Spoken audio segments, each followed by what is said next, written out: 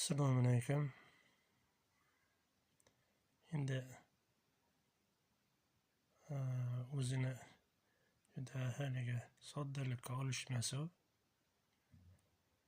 har qanaqa chiroyli mashina minganimizda ham, Xitoylarga qatnab pulimiz ko'payganda ham o'zimizni katta olmaganmiz. Bu yana maqtanishga boshqa emas, shu haligi mavzuga taalluqli bo'lganini gapirib o'tdim. Qaysi oshnamiz to'y qilsa, boshqa qilsa minnat emas, astoydil xizmat qilib, keldi-ketdiga qarab, dasturxonchilik qilib turardik.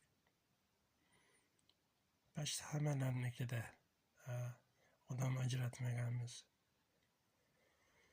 Boymi, kambag'almi, kim bo'lishidan qat'iy nazar, iloji boricha qo'shnikida ham shu dasturxonchilik qilib turardik.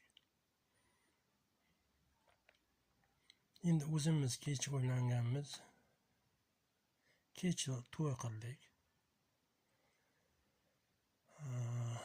Oshnalarimizdan 4-5talari bor. Qayda bo'lsa, shu biz bilan birga 4 kishi, 5 kishi astoydil xizmat qilib turamiz. Endi bunaqalar ko'p ichimizda deyman. O'g'illarimizga aytdim, biror kishini aytaman xolos. Ko'p kishini aytmaganmiz to'yga. Aytdim, bittalarni bo'lsa ham aytib qo'ysam, shuni qilib tursa, kelishadi, xotirjam bo'linglar dedim. Keyin eng yaqin qadrdonimni deb bilgan oshnamizlarga telefon qilsam, juda kech keldilar. Kech kelishdan ham ko'pchilik mehmonlar kelib ketgandan keyin kelib bir kishini qarab turibdilar ekan. Boshqalar ham shunaqa qilishdi.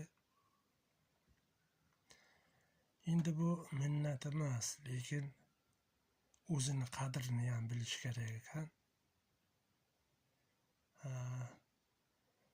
Qilganingizga yarasha kutavermas ekansizda.